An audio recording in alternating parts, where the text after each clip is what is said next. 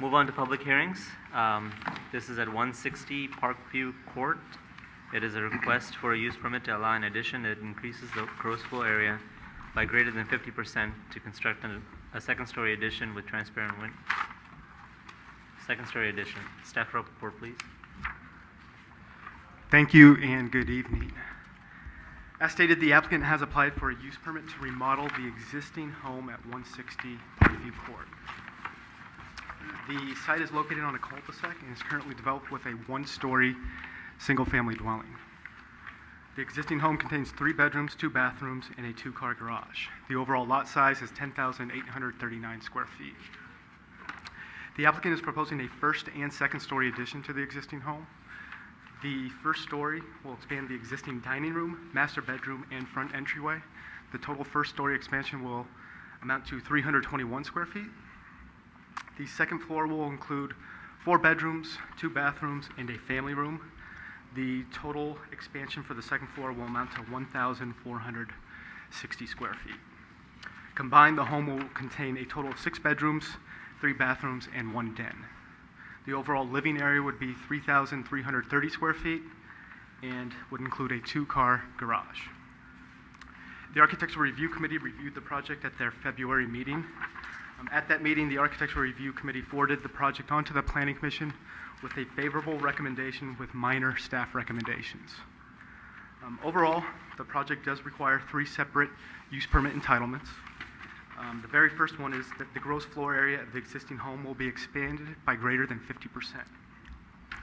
It's important to note that home sizes within the neighborhood fall somewhere in the range between 1,930 square feet and 3,200 square feet. This home will be 3,700 square feet and will be the largest in the neighborhood. However, staff finds that it is consistent with the city's adopted residential design guidelines. And most notably, the applicant has incorporated second-story setbacks from the first story below, which is a common facade articulation technique, which is outlined within the residential design guidelines. Specifically, the second-story right side elevation will incorporate varying setbacks. A portion of that second story will be flush with the first story below, and the remainder will be set off 1.5 feet to 5.5 feet from the first story below. The second story left side incorporates varying setbacks as well, which will range between 3.5 feet and 13.5 feet. Additionally, the rear elevation will also incorporate varying setbacks from the first floor below, ranging from 4.5 feet to 8.5 feet. Along the front elevation, a family room is proposed directly above the garage. This is a common development pattern within the neighborhood. We do find that that proposed living area will help de-emphasize the garage. Additionally, the applicant has incorporated a trellis feature and bay windows, which will help reduce the overall mass of that family room. Staff also finds that the new porch will be a prominent feature along the front elevation and will further de-emphasize the garage from street view.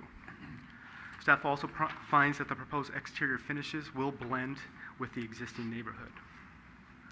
A use permit is also required as the living area exceeds 2,800 square feet while only providing a 2-car garage. Technically, the municipal code does require 3 covered parking spaces when exceeding 2,800 square feet of gross living area. In this particular case, they do have a 2-car garage, so they can fit 2 automobiles within that garage. Additionally, they have space on site to accommodate 2 additional vehicles within the driveway area. So on site, they can get a total of 4 cars. Lastly, a use permit is required as the second story incorporates transparent windows adjacent to abutting properties that have a side yard greater than 10 feet. We typically don't see this specific entitlement all that often. Standard setbacks, side setbacks in San Bruno range between the 3-foot and 5-foot range. It just so happens this property is located on a cul-de-sac and the adjoining properties have side yards greater than 10 feet. The applicant has incorporated a number of measures which will help mitigate the privacy impacts of the second story addition. The applicant has reduced the size of the actual bedroom windows on the second story elevation along the right side and left side. Additionally, obscured glass is also proposed for the second story right side bathroom. The 4 windows located along the right side elevation that are located within the family room will look directly into the adjacent property's front yard and should not impact the side yard area. Staff has also included a condition of approval requiring additional landscaping treatments along the right and left side yard. Staff did send the required 300-foot legal notice and a courtesy notice to surrounding property owners. We did receive 2 phone calls from concerned property owners. The first neighbor expressed concern regarding parking in the neighborhood and the overall size of the home. Staff stated that 4 automobiles could be parked on site, 2 in the garage and 2 within the driveway. Regarding the overall size of the home, I would like to point out that the proposal is not exceeding the 0.55 FAR guideline. It's actually coming in at 0.50, and it is meeting the city's residential design guidelines. Additionally, the same neighbor expressed concern regarding the maintenance of a tree located in the rear yard of the subject property. That tree is located within a 5-foot public utility easement and conflicts with high voltage power lines directly above it. The applicant did state that PG&E typically trims the tree 2 to 3 times per year. We did receive a letter today, actually this afternoon, which you have in front of you right now, and that's from the adjacent property owner at 150 Parkview Court. That specific neighbor brought up concerns regarding drainage, privacy, and sunlight, and different aspects of the construction phase of the project. Regarding drainage, I would like to point you to condition of approval number 19 within the staff report. This is a standard condition we place on all single-family home projects. I would like to point out that drainage plans will be required at the time of building permit submittal and will be reviewed by the public services staff. Regarding sunlight and light and air, staff does find that the proposal will not negatively impact the light and air of the adjacent properties. The proposal itself is exceeding all setback requirements and is less than the 28-foot height limit. It's coming in at 26 feet, 3 inches. Regarding privacy impacts, I kind of touched on this earlier, but staff has included an additional condition of approval requiring more landscaping measures along the right side and left side yard. Additionally, the applicant has incorporated obscured glass within the 2nd story right side elevation bathroom window and has reduced the size of the bedroom window along the right side elevation. Additionally, the applicant brought up some questions and concerns regarding construction and as they relate to containers and debris boxes. Our general policy is that a container and debris box is permitted on site during the construction phase. So when they have an active building permit, they're permitted to have a container or debris box. If it's located within the public right-of-way, they will need to pull an encroachment permit. Overall, staff is supportive of the proposed project, and we would recommend that the Planning Commission approve the project based on findings of fact 1 through 7 and conditions of approval 1 through 24. I'd be happy to answer any questions that you have. Thank you. Are there any questions for staff?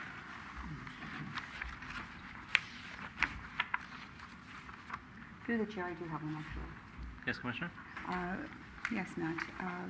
Can you tell me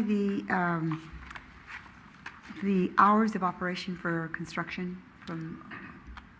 Construction hours of operation are, it's 7 a.m. to 10 p.m. 7 days a week. Mm-hmm. Okay. Through the chair. Commissioner? On the lot, on the lot area, it's 10,800, and then it's adjusted to 7,300, and that is because. Correct. We have an adjustment factor. So whenever the average lot size in San Bruno is 5,000 square feet, so whenever it differs from that, there is an adjustment factor. Okay. So the lot coverage percentage is based on the adjusted number then? Correct. Okay. Lot coverage calculations and FAR calculations are based on the adjusted lot area. Okay. Thank you. Matt, I just had a correction on Commissioner Johnson's question. Number 4, conditions of approval number 4 state that the hours of construction are actually 24 hours, but there's a requirement from 10 p.m. to 7 a.m. Is that not correct? Let's see. And it's pretty standard. Correct. That is, the condition of approval within the staff report is correct. Yes. Through the chair. Taking a look at just the information presented, I wanted just to check in about, when it's a cul-de-sac, right? I mean, you have some obstacles to have to face. And so debris boxes we understand how they work. when there's this level of limitations for for vehicles, more or less debris boxes, what happens? What's the typical procedure? If a debris box is going to be in the street, the driveway, what is your recommendation as a staff? Well, I'd say, depending, I don't know what contractor they're choosing, but a debris box would be permitted within the public right-of-way as long as it's not blocking anybody's driveway or curb cut. If that's not possible at this location, then we would require it be located within the driveway. Okay. Well, we received a picture to go along with the information, so it was really useful just to try to figure out some of those things in advance. So thank you for that. So actually, just to help you out, a debris box, generally the max is 20 feet, and that'll fit in front of the garage. Yeah, I would like to point out that the distance between the back edge of the sidewalk and the face of the garage varies. At the shortest point, it's 20 feet. At the largest point, it's about 28 feet. So there will be enough room on site to accommodate a debris box.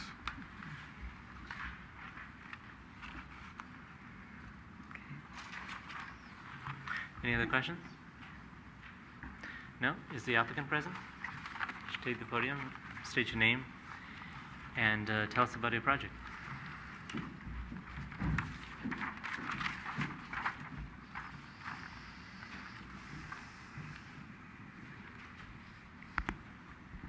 I'm Michelle, my husband Mark, and we live at 160 Parkview Court.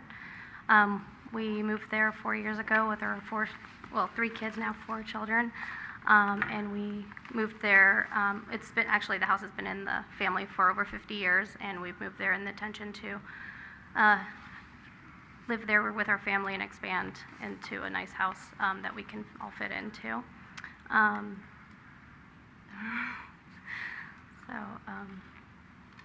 We've worked with Una now since September, trying to get a nice house that will fit with the neighborhood and fit our family. And so we've worked, and we've been around to the neighbors as well and talked to them and showed them the plans and everything. So we've got a great deal of support. We had people signing for support of us as well when we went around and showed them the plans.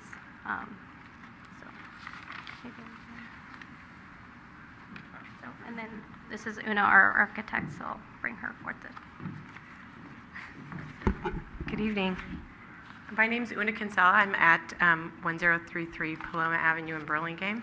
I've been working with Michelle and Mark for about almost 6 months, I think, on this project. And I think it's a really exciting project. They have a really unique property. I've done a couple projects in San Bruno, including a project up in the Crestview district after the PG&E fire. And I did a sizable project up there as well that turned out really nice.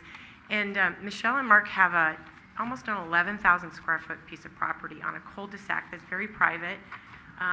There's a potential for a great little slice of a view from a potential second story, which we're going to capture in a family room space above their garage. And we've done a really, I think we've done a really good job in trying to minimize the impact of the house footprint on the lot.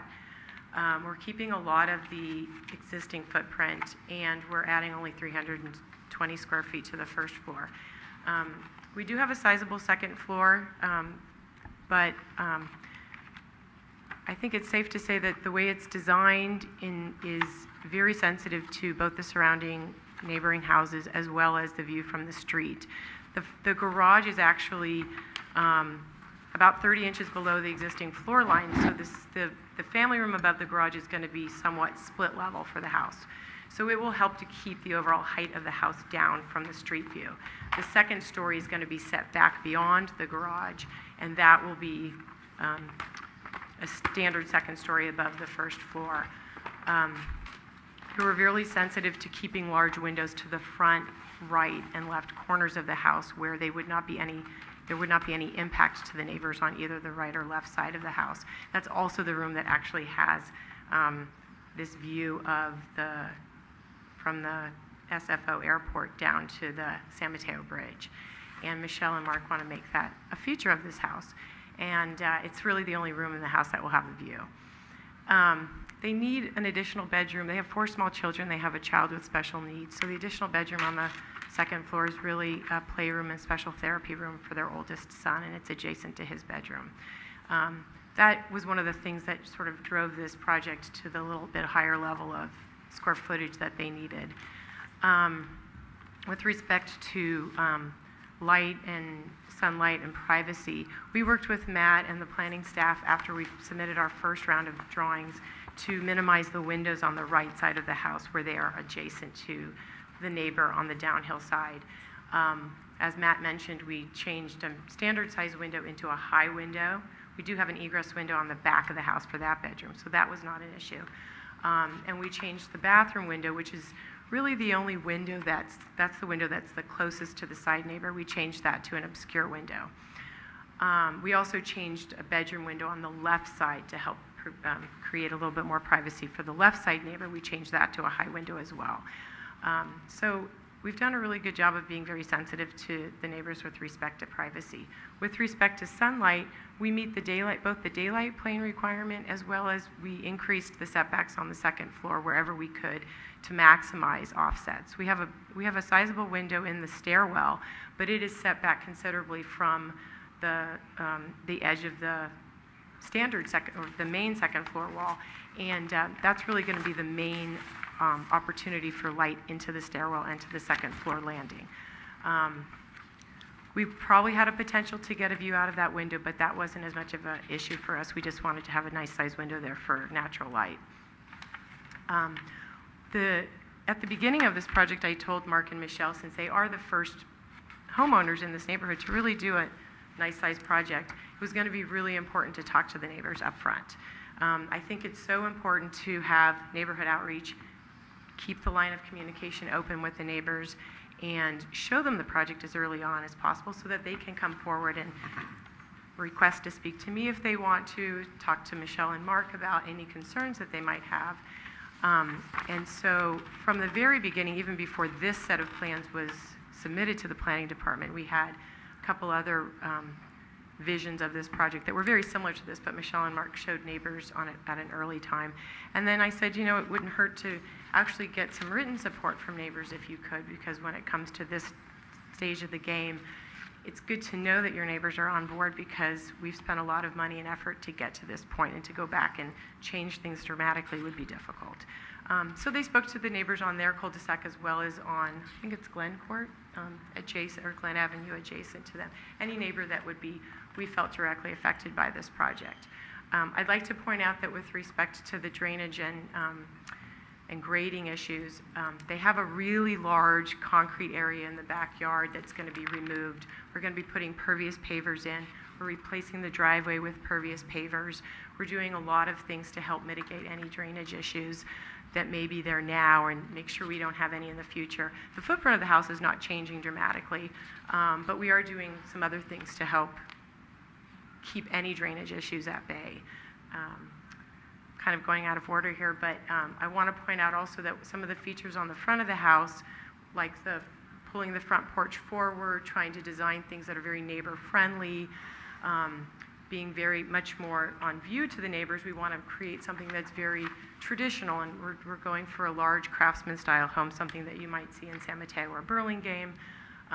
We're spending a lot of money, or actually Michelle and Mark are going to be spending a lot of money on really good, durable materials, high-end windows, really nice detailing and finishes on the exterior that we feel will really enhance the neighborhood and bring an extra level of detail and architectural character to a neighborhood that if you're adding on to any of these houses, I think it's really important to do that. And they are putting a lot of effort forward to make sure they do a really, really nice architecturally designed project, and I'm very happy to have been chosen as their architect, and I'm available to answer any questions you might have about the design. I think Matt may have given you some 3D model images that I did, just so that we could study the exterior of the houses. We did a model in 3D, and I captured some images that we put on an 11 by 17 for you. I also have some photographs of views from the house towards the neighbors, if you want to see what any of the neighboring houses look like with respect to windows that are adjacent to Michelle and Mark's property. I have photographs of that as well, if you want to look at those tonight. Thank you. Are there any questions for the applicant? Through the chair, Commissioner? if you can speak to a couple of things. One would be the drainage. Can you tell me what you have in place for that drainage? There seems to be one of the letters we received wanted more information. Sure, on- sure. Wanted to have more detail. And then the other one would be on, well, address the drainage first, and I'll go on to the next one. As Matt mentioned, part of the permit submittal package is going to be a drainage plan that we're going to have to show how we're dealing with both downspout drainage for the roof runoff as well as overall site drainage.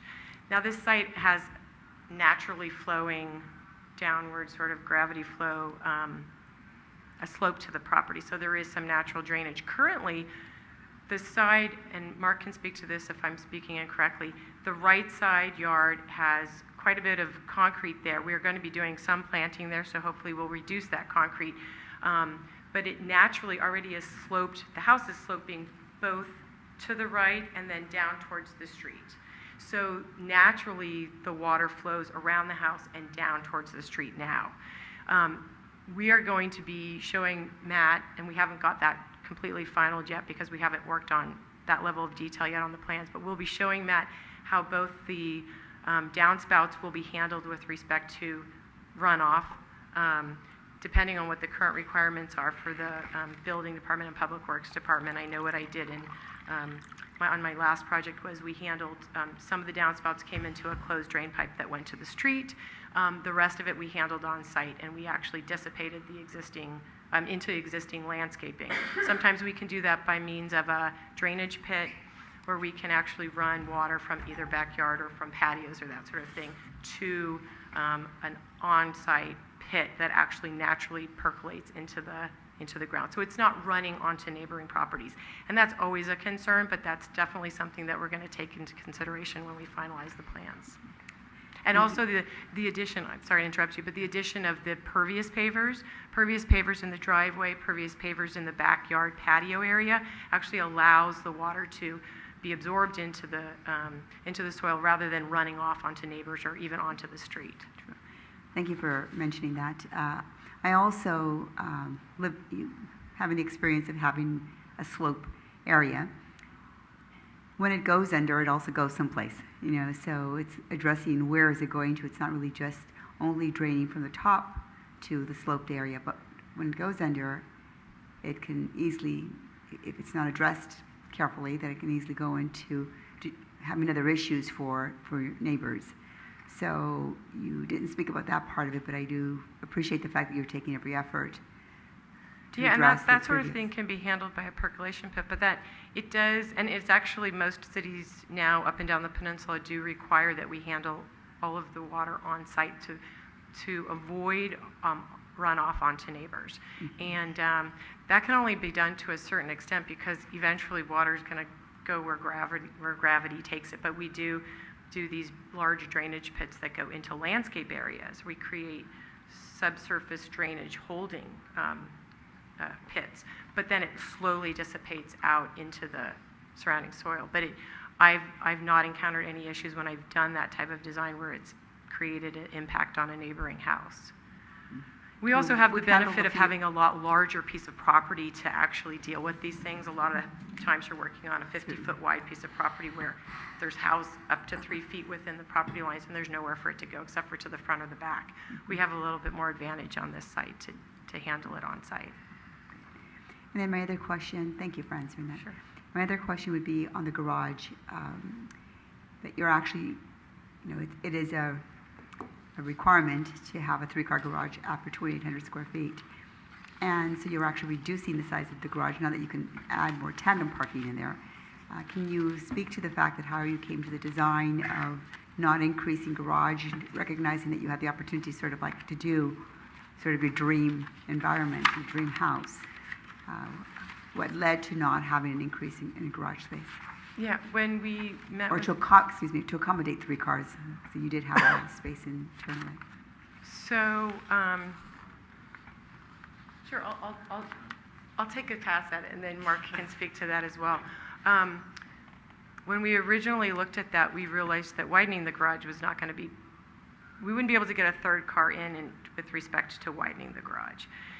If we went tandem garage, it would mean that the space that we have where we've got laundry and kitchen right now would be eaten up by a garage space. When we met early on with the planning staff, we came to the agreement that we would maintain a full 2-car garage, 20-foot by 20-foot garage, and then we would actually increase the off-street but uncovered parking space, which we've done by widening the driveway, because they've got quite a bit of side yard to the right of the driveway that's currently not paved. So we're going to be increasing the off-street parking in that respect. I think also one of the issues with widening the garage would be that because of the nature of the curve of the cul-de-sac, if we went any wider, we'd start to reduce our 15-foot required setback to the garage point. So that wasn't going to be feasible with respect to maintaining the setback requirements. When you talk about widening the garage space because of the extra space, are you referring going to the east or to the west? And the reason I ask that question is that if you were to take away, to increase that, you actually are taking away curbside parking. Well, I haven't actually shown a change to the apron on this plan. So we would have to work with the planning staff to see if that, or Public Works to see if that would even be feasible. But I'm even thinking that you could come in and literally pull off to the side. Right now they have they can fit 2 cars in their driveway, but it's very difficult because you can't open doors because it's narrow. So if we were able to come in and offset the driveway once you come in off the street, that actually helps to allow for 2 full-size cars to be off the driveway and open doors and that sort of thing. I had the opportunity of visiting the property and looking at how it was designed and thinking through, looking at some of the pictures that were submitted also, is when you're pulling out of the driveway at 160, if there's a car parked directly, it's almost as, I mean, of course it could be the angle of the picture. I guess that if you were to pull out of that garage, you'd almost have to, it would be a challenge to pull out straight. I'm seeing the applicant say yes to that. Is that correct? So parking certainly is an issue as I see it, and by widening it would be a benefit to you, but also would be reducing parking space. So if you can just speak to that part of it, what's your plan to think about living on a cul-de-sac myself? I really understand this. Yes, well, widening I guess the east side of the driveway, if we widened it, I guess it would be 4 feet, wouldn't really impact parking that much. There's actually, the pictures you have, I don't know if you have a picture of the complete area, but there's enough parking for a car. As for pulling out of the driveway, cars do park there, and sometimes it does make it difficult. And widening the driveway on the east side of the property would prevent cars from parking, because sometimes, if you see, where's the picture that was There's submitted? page 13 on the Well, report. there's the one that was also- just recently submitted, this one.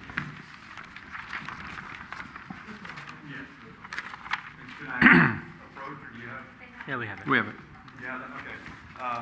When a car does park like this, and if a car comes right into this area of my lawn and parks, it does make it quite difficult to squeeze in and out. It really leaves just about a little more than a car width to get into the driveway. So I think widening, if we did widen to the south, would, if this ever did happen, would actually give us a little more room to move in and out of our driveway.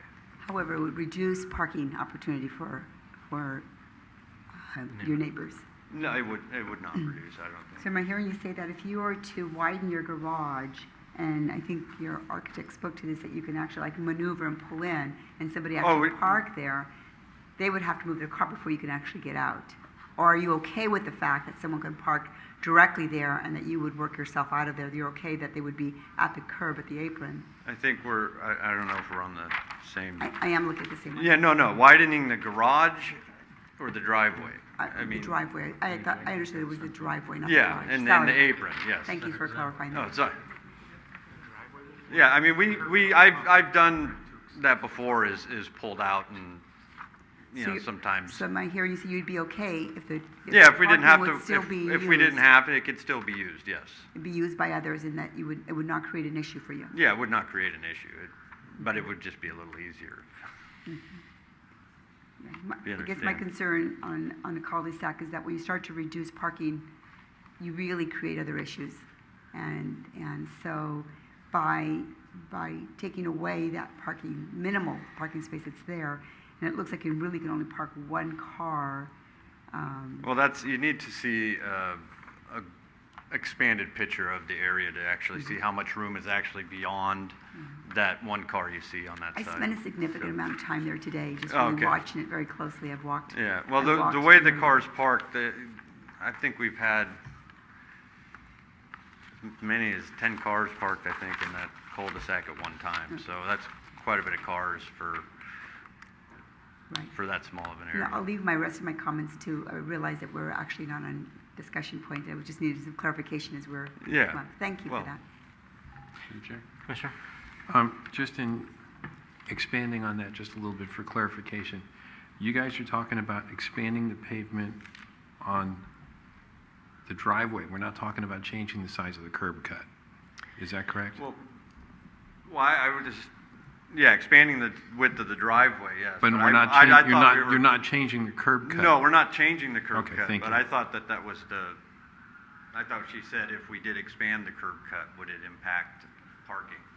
Right, but I mean, what So- we're looking at here on But paper what we're tonight. looking at here, no, that is not in, thank expanding the you. curb cut's not on the. Thank you. I have a question about the permeable pavers.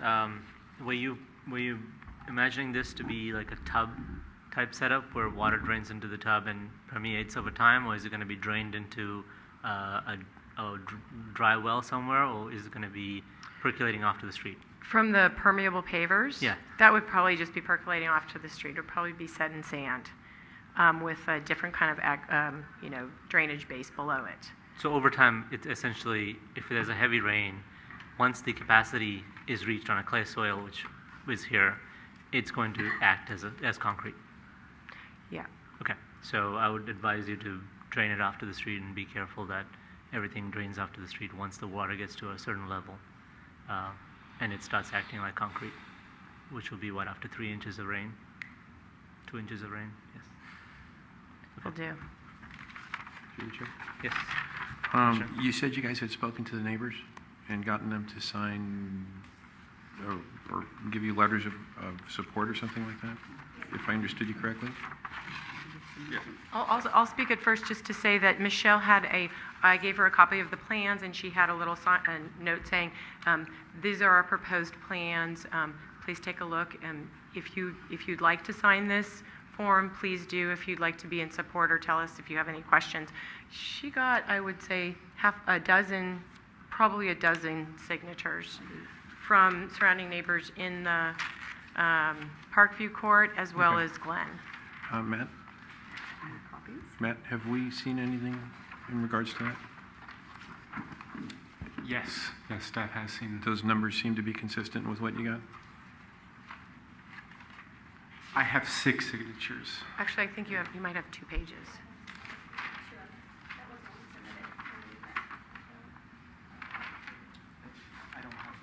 Okay. I have 6 signatures in front of me Okay. right now. There may be additional signatures that, And what was the number of phone calls and emails and stuff we got?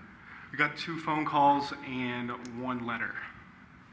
The letter was from one of the, That's the letter we got tonight. correct, yes. And the phone calls were up, down, From the favorable? same property owner that drafted the letter. Okay. That was one of the phone calls. And Very good. another phone call regarding the overall size of the home, parking concerns, and the tree located in the rear yard. Okay, thank you very much. Yes. Thank you very much. Through the chair? Commissioner? Matt, on those signatures that you received, are they addresses that are within that block? Are they property owners and rentals, or? They are signatures from, majority of them, 5 of the 6 are from Parkview Court. We have 170 Parkview Court, 151 Parkview Court, 131. Matt, you don't have to read out the numbers. Okay. Thanks. And then we have one from another street as well. But 5 of the 6 are from Parkview Court. Thank you. Are there any other questions for the applicant? None? Thank you. You can take your seat. We'll open up public comment next. Could we call Commissioner Peterson, and I'm blanking on her names today. It's okay. It's been a long day. Hi, Perry Peterson, Scenic Court, San Bruno. This application in general has my support as a relatively near neighbor because it's within the general guidelines of the zoning code. The concerns that I have are really not so much my concerns, they're also concerns of other neighbors in the area. There are 10 cul-de-sacs in this general area, all of which have somewhat similar circumstances. In other words, they're pretty large lots, and so they could support larger houses simply because they have larger square foot lots. But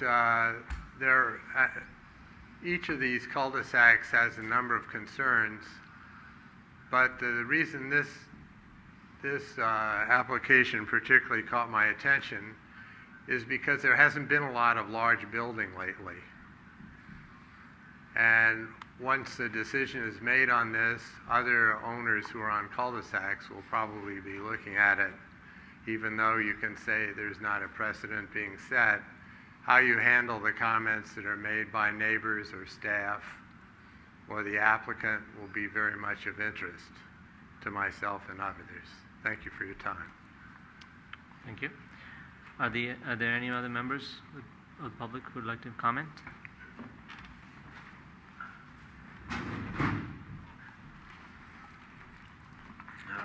Good evening. My name is Pete Topper. I live at the 150 Parkview Court, which is just the east side of them. I sent you the letter earlier. I'd like to say I'm not against any kind of addition, but I do have some concerns. My main concern is the drainage. During the rainy season, the water runoff from the hill behind them and from their house builds up underneath my home. So if my sump pump does not push the water to the street, that water seeps through and goes to the neighbor below me, which in turn has got to his garage. So this water pit, I'm not too familiar with, but I think that's just going to cause more water to build up and seep underneath my house. So if there's a way they can redirect all that water to the street, and I know they're redoing the foundation, I guess, to go up. If there's a way they can drain that, French drain or whichever, towards the street away from our house, it'd be appreciative. And I talked to the neighbor below me, and he was concerned about that as well. Now, as far as the other concern I have is the privacy. My backyard runs along the side of my house. That's where all my lawn is. That's where all the kids play. And according to the illustration, they do have many windows, and I appreciate you shrinking them down to the best you can. But as far as the sun that comes in, I feel that's, most importantly, is going to block a lot of what we purchased this house for, is to enjoy the yard, etc. I don't know if there's a barrier around that. I just noticed in one of the plans there is a bay window, but I'm not, I don't know, that's towards the back of the house on the right side. Now I'm not sure how that, how big of a bay window that is. And then finally, my last concern is about the construction. And because we have a small court size, and again, it was pertaining to the containers, debris boxes, work vehicles, anything that's being kept on the property for a certain period of time. I don't know if the construction people will be leaving their trucks there. You know, like you said, they didn't name the construction company. I don't know, you know, do they want to bring a container in to store all their equipment, et cetera? It is a small court. And to turn around or for my kids to play basketball with inside the court, these obstructions, you know, make me wonder what's the regulations? Can they keep the vehicles there and through Christmas time or, you know, through the holidays?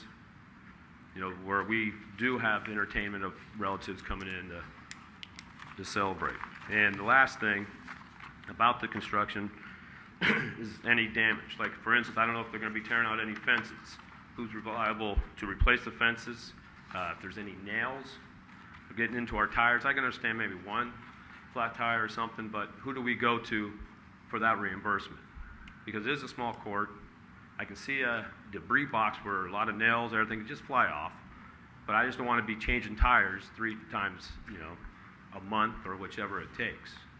And who is responsible for that? You know, and that's mostly what I'm just concerned about. Okay. Thank you. Thank you. Any other members of staff who have comments? Sure.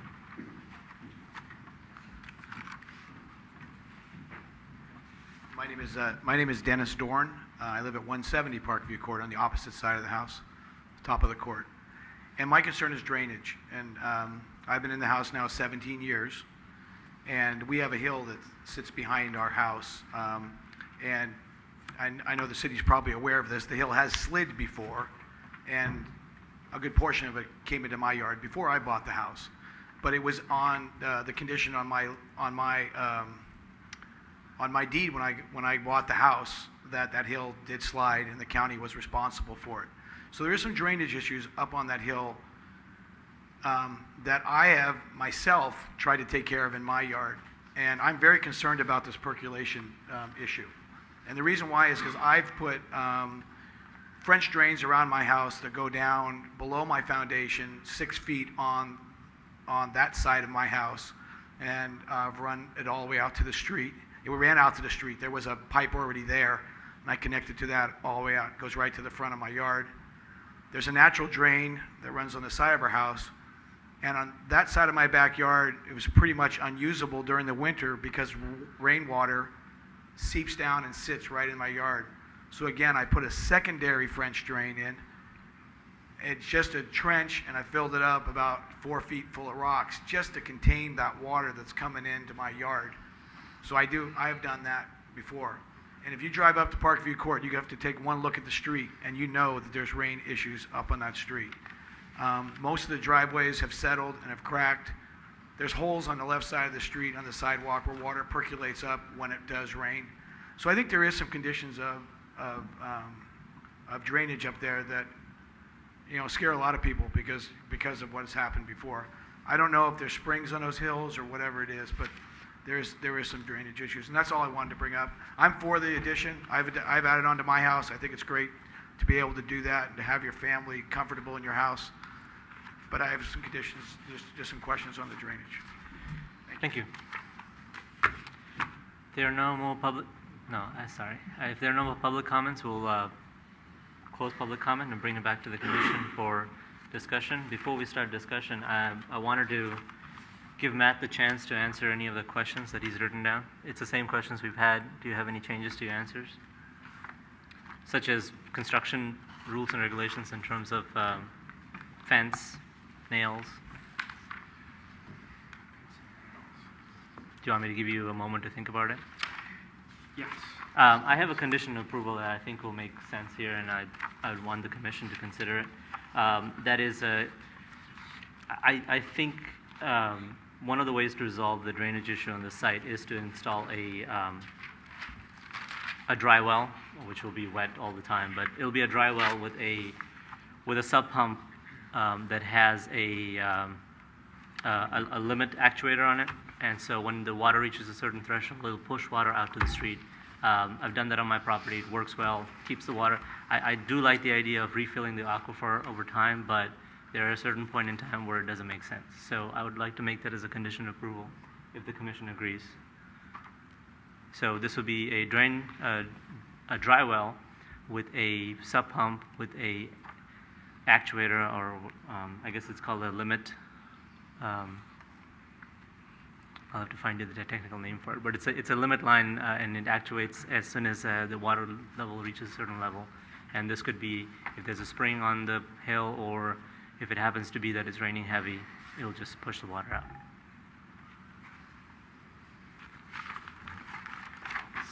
Through the chair, if I could, I think in terms of a condition like that, it's a fairly technical condition. My suggestion or recommendation to the commission is that you perhaps suggest a remedy like the one the chair suggested, but allow for the Public Services Department to review that and determine if that's the acceptable technique to address the drainage impacts, or if there may be some other measure that may be preferable or would better remedy the concern here. Please keep in mind, and I know you know this, that a building permit will be required for this project, and there will be a requirement that they retain their drainage on site, and that they will need to do a variety of measures to achieve that. So I'm sure the staff is going to be looking at a variety of techniques. I think the suggestion is one that could work, but I wouldn't want the condition to limit us to that particular condition when there may be an alternative that could work as well. Well, in that case, I would like to propose that we use the city detail for a dry well that is currently part of the catalog, and provide some kind of a positive measure to push water out when it reaches a certain level. Does that satisfy you? Yes, thank you. Any discussion? Oh, through the chair. Since the only real concern seemed to be concerning water, conditions of approval 18, 19, and 20 pretty much stipulate what is to be done with water, drainage, grading. And will the building department take a look at this and ask that a soils engineer get involved in this, or is that something that happens here?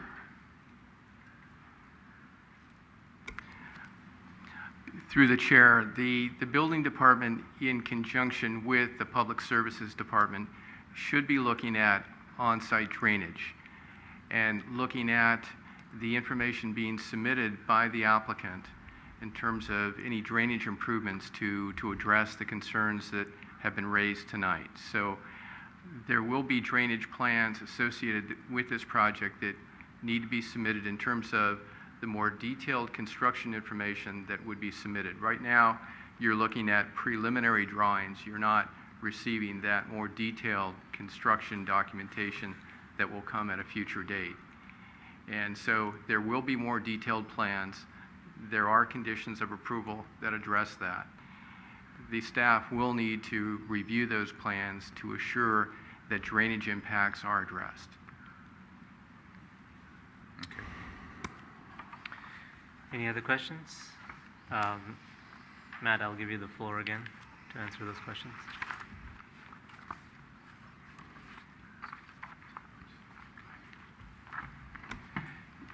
In terms of the construction impacts, things like, nails coming off of a truck, lumber dropping off of a truck, inconveniences to the neighbor or neighborhood, those are items that are addressed and should be addressed in a variety of different ways.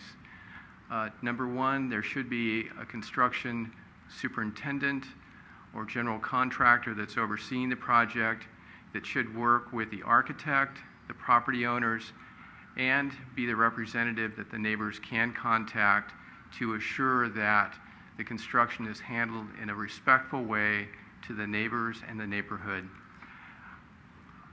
I would assume, based on what we heard this evening so far, that the property owners, the applicants involved, having gone to their neighbors already, I would certainly think that they would, at the time of construction or beforehand, go to their neighbors, provide information, contact information, and work with their neighbors to assure that as the neighbors have gatherings, as they have concerns, that there can be open communication between the Brooks and their neighbors to assure that this construction activity can occur in a way that works for all parties involved and is respectful. So it does require open communication. It does require collaboration among the neighbors. It's a tight environment. I've been out there too. It's a it's a small cul-de-sac.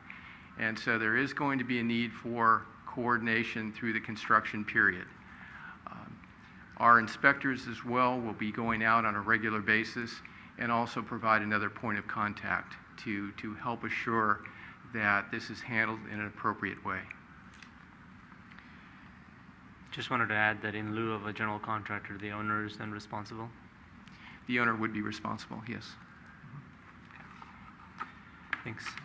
Any other comments, questions, discussions? If Through not, the chair. motion. I just wanted to be sure that it was noted about the curb cut, the driveway cut, that it was going to remain the same, that it would not be,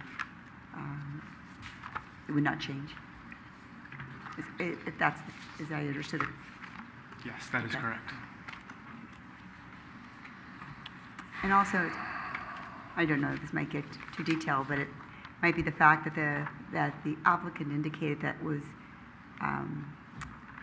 approved by him that would work for him in the event that they did extend a driveway, they extended a driveway opportunity in that area, that would be fine with him, because I can only envision neighbors coming back to the commission and indicating that, or to you actually, the department, indicating that they're not moving their cars, when really it was the applicant that indicated that if they were to expand a driveway opportunity, that it was by choice and an agreement on his end to do that, and not as a hardship to the neighbors. Correct. Okay. Before we move on, I just wanted you to address the privacy and sunlight issue. If you could speak to that real quick. Yes, so along the right-hand side property line, there's a series of windows along the second story. There's 4 windows within the family room. There's a series of windows within the stairwell, 1 window within the bathroom, and 1 window within the second-story bedroom.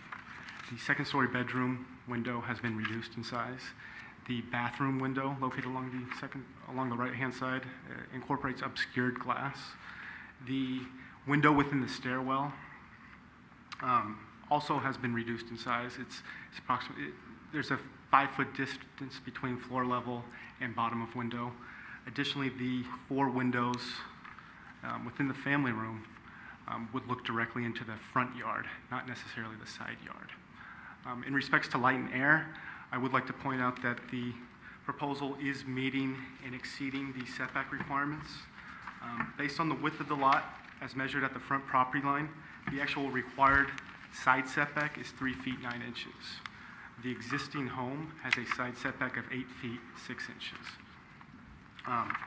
Many portions of that second story are set back even further than that. Additionally, the home is less than the overall height limit. The height limit for the R1 zoning district is 28 feet, and the proposed addition is coming in at 26 feet 3 inches. That actually is included within finding number 4 within the staff report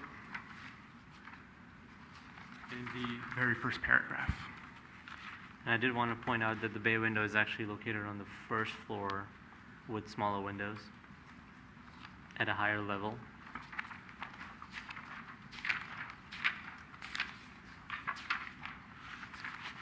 Sheet A4. Yes, that's correct. There are no other bay windows? There's a bay window within the family room as well that sits directly above the garage on the front elevation and the right side elevation.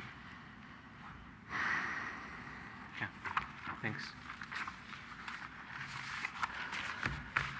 Are there any more planning commission discussions, questions, motion? Commissioner? I'm struggling with the drainage issue because I've owned a home in the area with similar concerns that the neighbors have. And it seems to me that, yeah, I understand what we're trying to do, and that's like preserve the rainwater on the site and percolate it into the ground. But there are times when draining it away is probably the wiser idea because you can only put so much into a glass before the glass is full and it starts running all over the place. And I've fought that issue for years and never was able to come to a significant conclusion.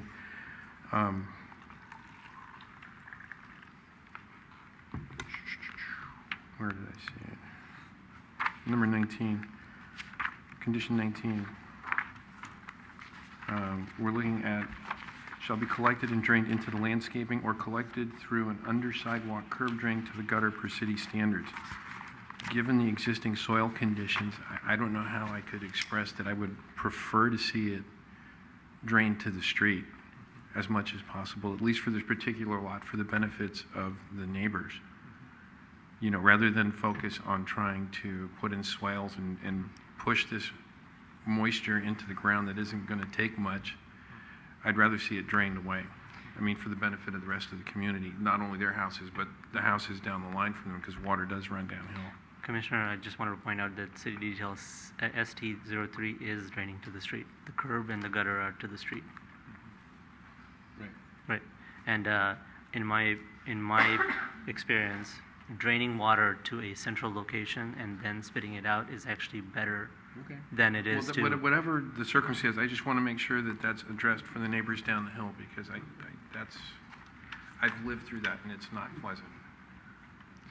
Through the chair, that will be addressed, and I think that as the chair indicated in terms of the condition he suggested, there would be a point where the water would rise and then be taken off and directed to the street. So the idea is that there would be that outfall opportunity, that relief that you're talking about. Okay, thank you. Is there a motion on the table? Through the chair. Commissioner? I'd like to make the motion that we approve Planning Commission, that we approve the use permit 13-002 based on the findings of fact 1 through 7 and the conditions of approval 1 through 24. Do I have a second? Second. All in favor? Aye. Aye. Any opposed? Any abstentions? None. The motion is approved. There's a 10-day appeal period. 7. Through the chair, if we could, please, could we confirm that the recommended condition of the chair is included in the motion in the second? I'm sorry? Commissioner Simo, did you accept conditions of approval number 25, which was to provide drainage to a dry well as per city detail, and to use a positive mechanism to overflow onto the street? Yeah, I'll add that. Was it seconded? Second. It was seconded. Should we take a vote again? Please do. All in favor? Aye. Aye. Any opposed? None. No abstentions. The motion is approved with a 10-day appeal period. Moving on to item number 6A, city staff discussion.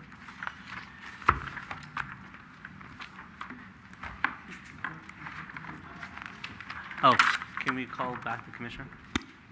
Peterson back in.